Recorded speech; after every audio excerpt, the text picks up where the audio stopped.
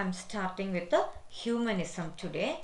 Let me read that for you first. In the 19th century, the word humanism came to be applied to the view of human nature, the general values and the educational ideas common to many Renaissance humanists as well as to a number of later writers in the same tradition. So see here, again humanism also we can trace.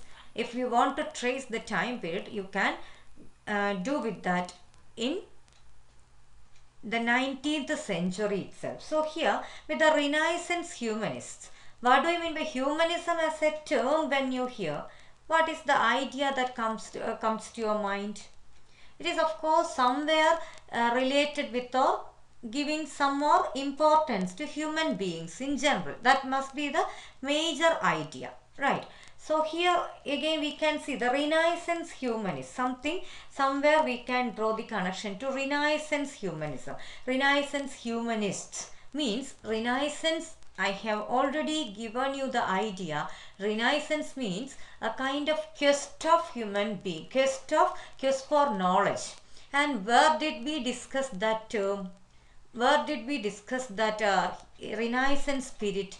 Actually, we discussed it in the context of describing neoclassicism, where they wanted to tell that it is not as you talk about human beings as some very highly qualitative or competitive beings, but they are having limitations of their own. They are very limited agents. That's why against this kind of a Renaissance spirit, neoclassicism told it. And humanism actually in the 19th century, but Renaissance concept of human beings as having much of skills and possibilities to go beyond a limit or go for an exploration of their skills. That is the context where humanistic spirit that stays in the realm of human thought. So here again Renaissance humanists, they wanted to give the view of human nature that is entirely different from the neoclassical view to limit the skills of human beings. As they are giving, humanism is giving importance to human nature, general values, no, not human, it's actually not human nature as such. We talk about human, just let me ask you a question. If you are asked a question, what do you prefer or what do you concern as a human being? What is the major preference that you hold at present as far as a human existence or as a person who is existing in the society is concerned? What will be your answer? I am waiting for getting the answer typed in the chat box. Some of you, at least one or two of you, raise your view. What is the major preference that you want as a human being, you want as an individual in the society?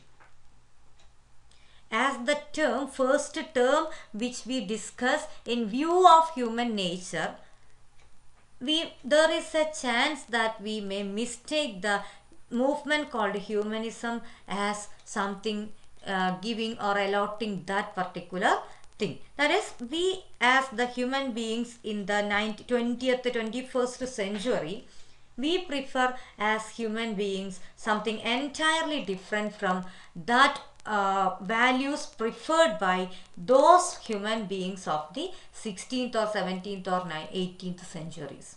What is that? What is exactly differences are there? And I am asking you your subjective answer. What do you prefer? Let me type my answer if you are confused. And no, after at least one of you will have to get me the answer here. Only after that I will tell you my view. That is the view that can be common, and you will all agree with me if I type that I am sure about that.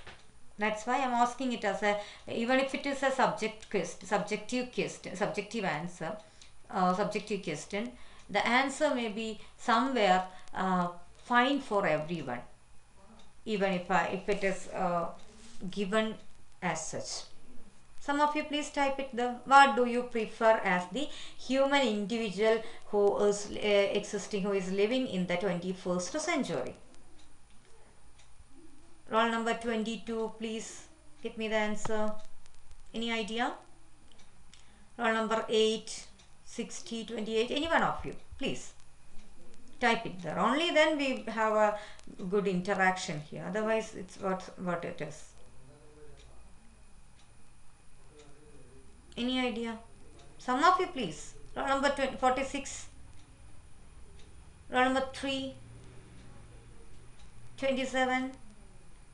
I called the rolls by the way you have here, where you typed your roll numbers here. That's all.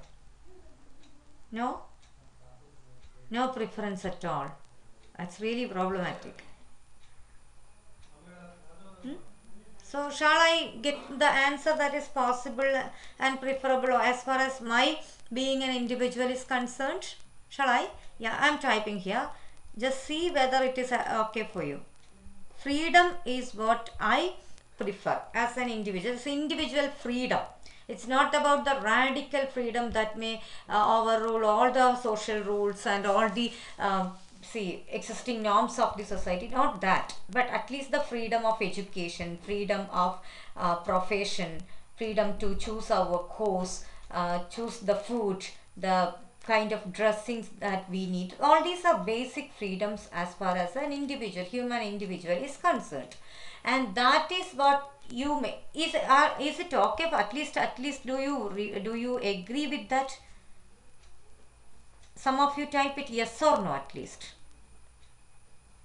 Are you there? Yes. So I'm sure that at least you can be you may agree with that. That is the way. At least we may be having different choices. Still, freedom is really necessary for every human being with a minimum basic individuality. Okay, so that you get this view of human nature in the beginning of the definition for humanism, and you may mistake that this humanism of that time, 19th century, promoted every basic right of every preferable freedom that is applicable for a human being. No, not at all that. That is how we come back to the different other terms that are attached with this. The general values, educational ideas, all these are listed out here. But the problem we will see again, as well as to number of later writers in the same tradition. But typically, Renaissance humanism assumed the dignity and central position of human beings in the universe. Renaissance humanism that promoted the central position. That means human beings are capable of limitless knowledge, acquiring limitless knowledge, as well as they are capable of adopting any kind of knowledge system. Anything and everything can be studied and possessed by them. This is the spirit they promoted, Renaissance humanism. So Renaissance humanistic spirit promoted this. And here again we come back to another kind of humanism here after the Renaissance. It's not in the 19th century, you know. Okay, so that was even before, during the time of 16th century, you know, Christopher Marlowe and all writing in the 15th and 16th century altogether. And then, you know, Dr. Faustus, the single character is enough to know, to understand the way people began to think about human capabilities. A person, even after acquiring all the medical degrees, still is not satisfied. That is why I told about the way we find it very difficult at least to finish off a degree or PG or whatever. But here is we come across a character who is even then not satisfied with what he possesses. Okay, and that is the spirit they wanted to promote, the human spirit, the quest for knowledge during that time. And here, that is why the central position and dignity, all these positives were attached on human capabilities with the Renaissance spirit. And the universe emphasized the importance in education of studying classical, imaginative and philosophical literature. During that time itself, this philosophy, everything, whatever possible, you learn and learn and learn. That was the way Renaissance spirit promoted this. Although with the emphasis on its moral and practical rather than aesthetic values. That is the point at which we have to get an idea that this humanism, that is why I wanted to ask you, what do we prefer as human beings, or what do we actually may think or may expect out of an importance given to, or expect out of the importance given to human beings. Of course, the first or second thing that may come to our mind may be freedom. What is that you mean by the humanism here? We discuss as far as 19th century context is concerned. Not at all. It is again, okay, you have education, but that is not for your choice. That is not for the choice of your own individuality. It should be for the betterment of the society. Again, we are going back to Plato and Aristotle here again. Okay, so that is classic values, neoclassic values they are sticking on to. We may think that, oh, this is really good, that they are promoting education. They are giving importance to education. But that has its own agendas. As we always talk, like conditions applied here, it is not for more aesthetic or other pleasures, but for the general practical moral and practical values. You can see those to be given in stars, moral and practical values. On the screen you can see moral, practical rather than aesthetic values. Again, we are going back to some remote past values, like aesthetic values are not given importance, but practical, you should be always logical, you should be always very logical and reasonable. Your studies should be focused on that. So obviously art and other aesthetic values were not given much importance in humanism as well. So this is entirely a different take on the term as we see it from the surface level. Humanism for humanity. No, not that humanity as we nowadays think. Nowadays we talk about humanity. You are so humane. You are concerned about humanity. So let the child be educated for her own choice. Let the child be having a profession for his or her own choice. So this is the way we talk about human concern nowadays. But that time, even giving education was for the sake of having an impact, a positive impact on the society. Okay, that is actually you have not come across, but Macaulay's Minutes and all, we talk in the context of some freedom fighting, the colonial rules, about Indian education, Indian colonial time period, at least from movies. So there were people, English people, who came and claimed that these Indians are to be educated. And we thought that, oh, they are giving us education. They are so concerned. Was it the reality behind that? No. They were educating selected Indians for the sake of posting them in various positions to serve the British government. So this is the same thing happening with this kind of a humanism, that 19th century humanism that we are talking. And the same humanism promoted education, but not for the sake of having some betterment of the individual as such, but for having a qualitative society, for them being really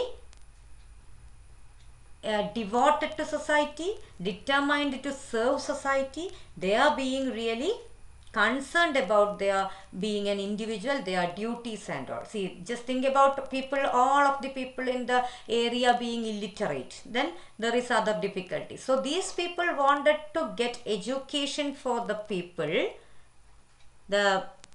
of the time, human beings in general of the time, for the sake of having betterment of a society, or for the sake of assuring the benefit of a society. Not actually for the, but it has an aura because the term is humanism in that way. So this is about, we always talk like a conditions apply mode of giving importance to education and all. Okay. And insisted on the primary in ordering life, in ordering human life, in ordering human life, that is always with the order, restraint, reason. Again we go back to class 6 standards. Yeah. Of reason as opposed to the instinctual appetites. Just think about instinctual appetites being talked in the context of humanism. Instinctual appetites are not given any consideration. That means, what do I mean by instinctual appetite? It is opposing. This humanism is opposed to instinctual appetites. Instinctual appetites means